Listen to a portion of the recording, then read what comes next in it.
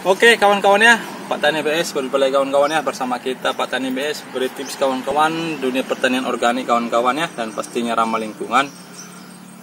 Untuk kali ini kawan-kawan kita memberi tips kawan-kawan manfaat pekerangan kita kawan-kawan. Kita budidaya sayur organik kawan-kawan dalam media polybag, sangat menghasilkan kawan-kawan. Kita bisa menghasilkan sayur pakcoy organik kawan-kawan, pastinya siap sempurna, dan juga ini sayur manis kita bisa panen kawan-kawan. Kita lihat hasilnya, ini sangat banyak kawan-kawan.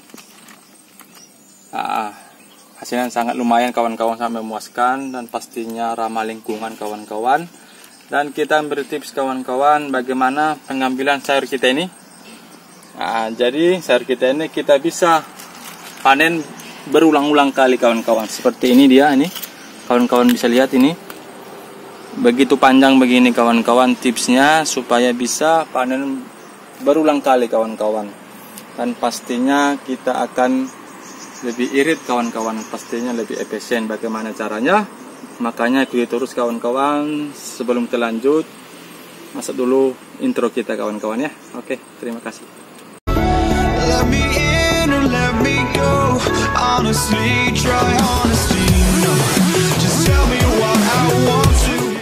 Oke kawan-kawan ya, sebelum kita proses pemanenan, cara tipsnya kawan-kawan supaya berulang kali kawan-kawan dalam media polybag, kita akan beri tips kawan-kawan supaya kenapa ini kawan-kawan sayur kita ini bisa tumbuh subur kawan-kawan, lama, dan juga pastinya ramah lingkungan kawan-kawan ya.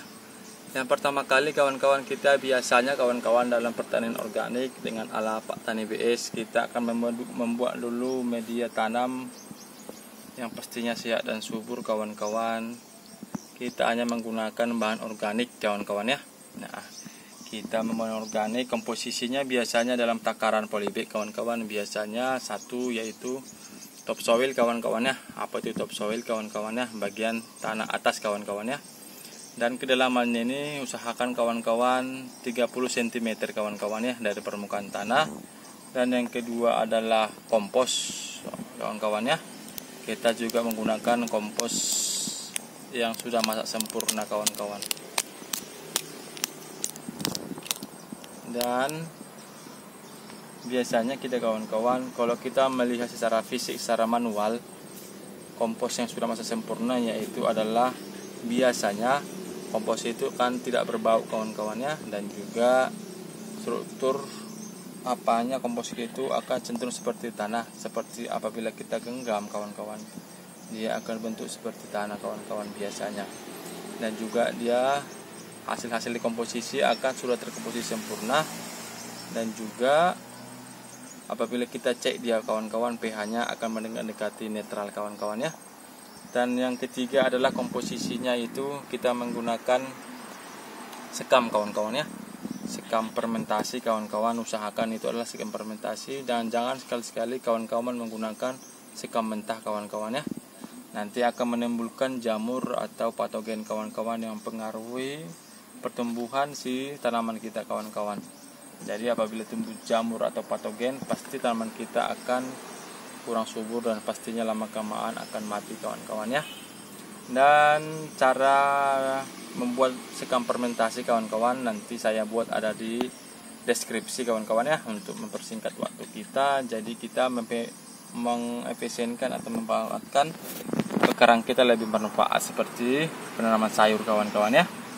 Dan juga kita perawatannya ini kawan-kawan, kita hanya menggunakan penyemprotan pestisida nabati kawan-kawan untuk mengendalikan hama si jangkrik atau belalang atau si ulat-ulat daun kawan-kawan ya. Bisa kita lihat ini tanaman kita bisa mulus-mulus sempurna ya.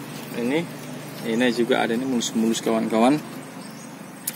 Nah, inilah contoh kita sudah terbukti kawan-kawan. Pestisida nabati kita itu biasanya kita gunakan adalah daun sirsak kawan-kawan ya, dan juga daun tembakau. Kita dari dua bahan ini kita olah kawan-kawan, kita diamkan dulu selama 24 jam kawan-kawan, lalu semprotkan aja kawan-kawan. Dosisnya 1:5 kawan-kawan ya. dan cara pembuatan pestisida nabati yang mengendalikan belalang ulat daun kawan-kawan ada di deskripsi kawan-kawan ya. Untuk basket waktu kita, dan interval ini biasanya kita gunakan 1 kali seminggu kawan-kawan ya, penyemprotan kawan-kawan ya. Dan apabila musim hujan kawan-kawan, biasanya cenderung si hama akan lebih cepat berkembang. Jadi kami sarankan kalau musim hujan 1 kali 5 hari aja kawan-kawan ya, semprotkan aja biar mengendalikannya kawan-kawan. Pengalaman kita dalam pertanian organik kawan-kawan ya. Dan ini cara pemanenannya langsung saja ini. Jadi setiap pelepah daun ini kawan-kawan, kita ini dorong aja ke bawah kawan-kawan ya. Ya gini, dorong aja pelan-pelan. Ini dia. Ini dia. Ya.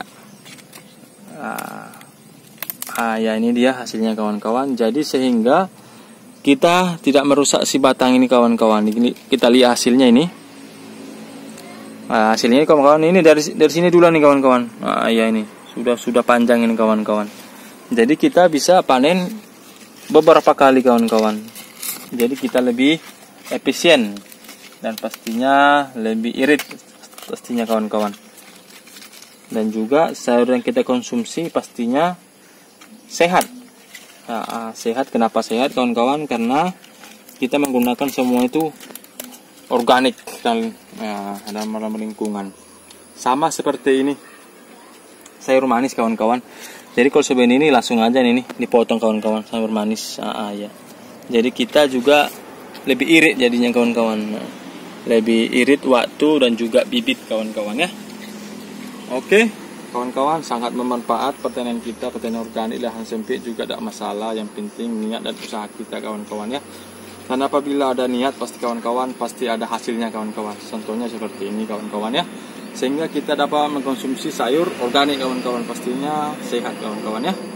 Semoga bermanfaat kawan-kawan, dan minta tolong juga jangan lupa share sama kawan-kawan yang lain kawan-kawan ya, supaya kawan lain juga paham dan mengerti kawan-kawan pertanian organik.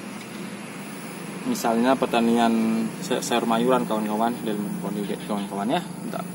Oke, terima kasih. Salam Pak Tani BS, izin pamit dulu. Salam.